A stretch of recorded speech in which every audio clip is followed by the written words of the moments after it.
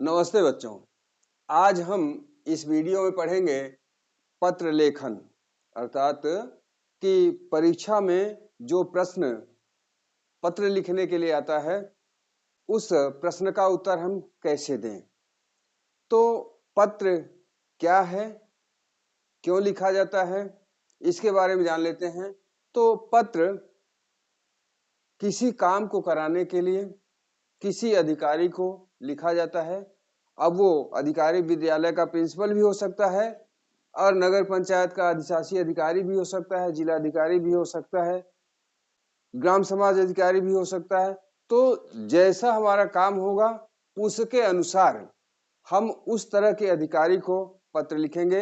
अब हमें यहाँ पर नाली की सफाई के लिए पत्र लिखना है तो हम विद्यालय के प्रिंसिपल को नहीं लिख सकते, क्योंकि प्रिंसिपल अलग विषय हो जाता है और अधिशासी अधिकारी नगर पंचायत का अलग हो जाता है।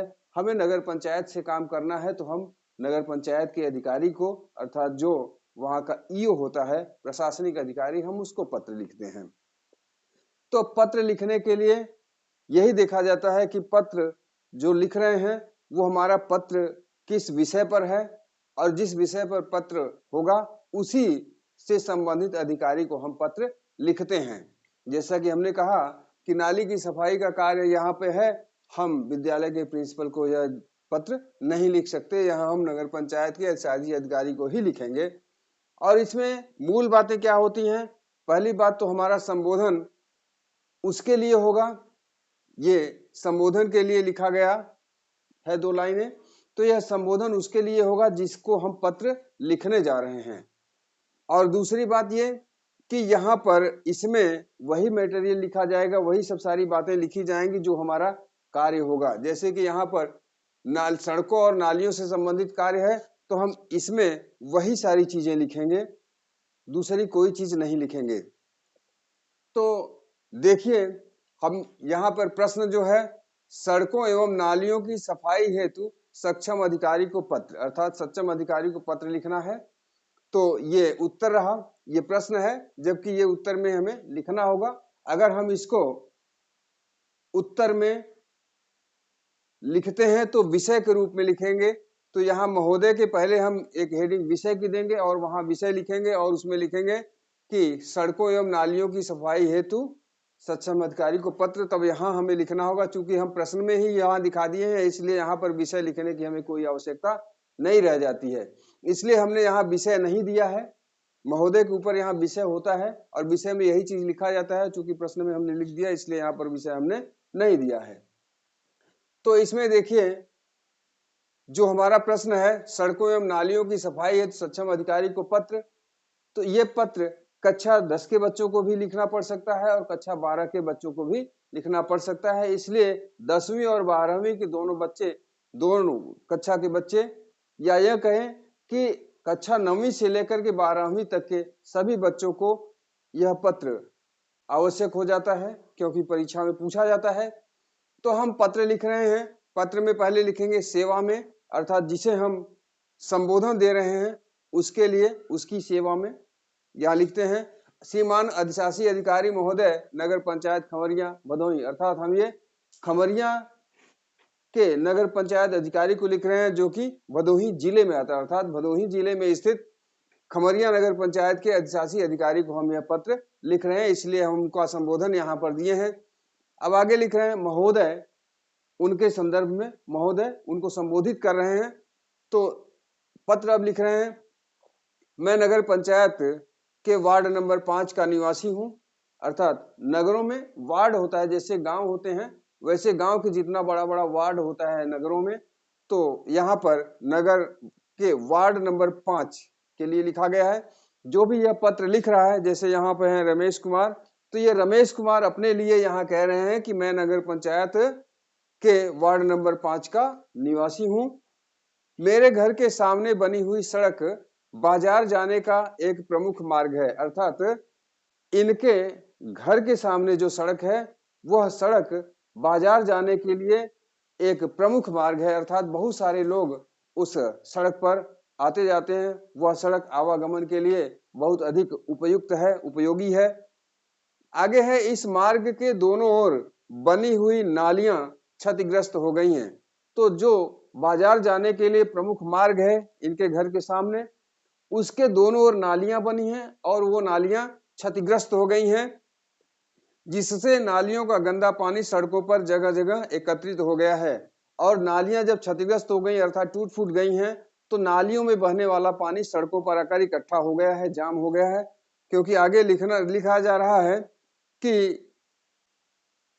इस कारण लोगों को गमन धन आगमन अर्थात आने जाने में असुविधा का सामना करना पड़ रहा है। यानी जो लोग उस पर चल रहे हैं, पानी जमा हो जाने के कारण लोगों को असुविधा हो रही है, लोग अच्छे से आ जा नहीं रहे हैं, कीचड़ हो गया है।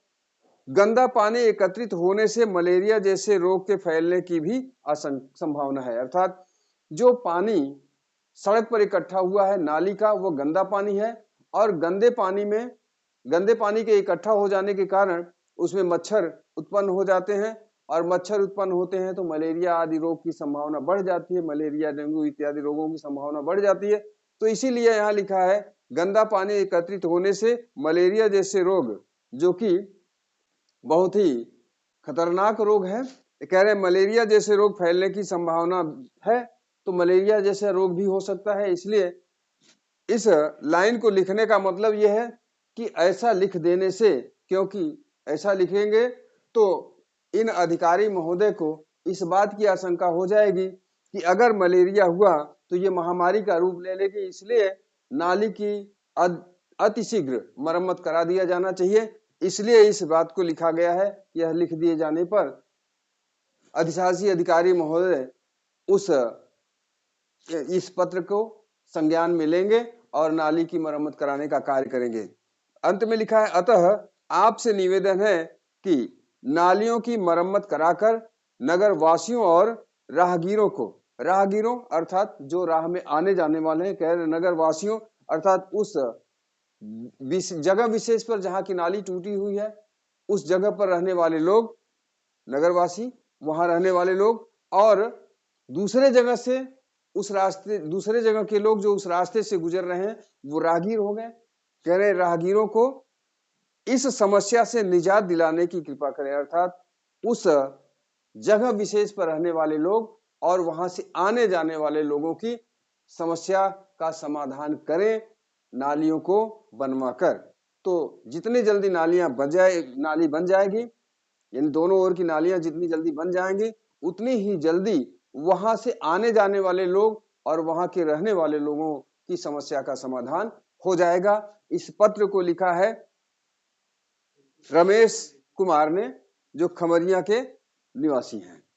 तो यहाँ पर एक बात और कि हमने प्रार्थी लिखा है, अर्थात इस पत्र के माध्यम से हमने प्रार्थना किया है। यहाँ भवदीय भी लिखा जाता है और प्रार्थी भवदीय आवेदक भी होता है, लेकिन आवेदक यहाँ नहीं लिखा जाएगा, निवेदक लिखा जा सकता है, निवेदन करना। आवेदक मीन्स आवेदन फॉर्म भरने वाले लोग, जैसे नौकरी वगैरह के लिए होता है, वह आवेदन वहां लिखा जाता है। यहाँ आवेदक नहीं लिखा जाएगा, यहाँ पर प्रार्थी लिखा जाएगा, निवेदक लिखा जा सकता है। तो इस प्रकार से यहाँ प्रार्थी लिखा है। वैसे बहुत सारे शब्द हैं यहाँ लिखने के लिए, तो प्रार्थी, निवेदक, प्रेषक भी लिखा जा सकता है। हम प्रस्तुत पत्र को प्रेषित कर रहे हैं आपके लिए, अर्थात अधिकारी महोदय के लिए पत्र प्रेषित कर रहे हैं, तो प्रेषक भी हो सकता है। तो इस प्रकार से आपको यहाँ जो समस्याएं लिखी गई उन समस्याओं को लिखना है और किस अधिकारी को पत्र लिखा जाएगा, ये समस्याएं हमारी कौन सी अधिकारी से दूर हो सकती हैं, उस अधिकारी के लिए संबोधन लिखा जाएगा इन 3 लाइनों में। और उसके बाद लास्ट में अपना नाम, अर्थात जो निवेदन कर रहा है, जो प्रार्थना कर रहा है, तो उसका नाम यहाँ पर रहेगा। इस प्रकार से आपने यह पत्र देखा और हम समझते हैं कि इस प्रकार से साफ सफाई करने के लिए अगर पत्र जिलाधिकारी को लिखना हो तो यहाँ पर जिलाधिकारी हो जाएगा। जैसे गांव वगैरह के लोग हैं, ग्राम पंचायत ग्राम का प्रमुख नहीं सुन रहा है, तो आप ग्राम पंचायत के माध्यम से जिलाधिकारी को भी पत्र लिख सकते हैं, तो यहाँ पर जिलाधिकारी महोदय हो जाएगा, ये श्रीमान अधिशासी अधिकारी महोदय नहीं रहेगा। तो जिस व्यक्ति को आप पत्र लिख रहे हैं उस पद के लिए सूचित किया जाता है। यहाँ पर अधिशासी अधिकारी लिखे हैं, अधिशासी अधिकारी का नाम नहीं लिखा जाता, पद नाम लिखा जाता है, किसी व्यक्ति विशेष का नाम नहीं लिखा जाता, क्योंकि जो अधिशासी अधिकारी हैं उनका कोई नाम तो होगा ही, लेकिन हम उनका नाम नहीं लिखते, हम पद का नाम लिखते हैं। तो इस बात को विशेष ध्यान में रखना है कि हमें पद नाम से पत्र लिखना है और लास्ट में प्रार्थी, निवेदक या प्रेषक के रूप में अपना नाम अवश्य ही लिखेंगे। बीच में सारा मटेरियल हमारा इसी प्रकार से रहेगा। तो इस प्रकार से हमारा आज का यह वीडियो समाप्त होता है। हम जल्द ही किसी दूसरे वीडियो में मिलेंगे, किंतु इसी के साथ कह देना चाहते हैं पुनः कि हमारा यह वीडियो अच्छा लगता है तो उसे लाइक करिए, शेयर कीजिए और कमेंट कीजिए तथा हमारे चैनल को अधिक से अधिक सब्सक्राइब कीजिए। मिलते हैं जल्द ही दूसरे वीडियो में, तब तक के लिए धन्यवाद।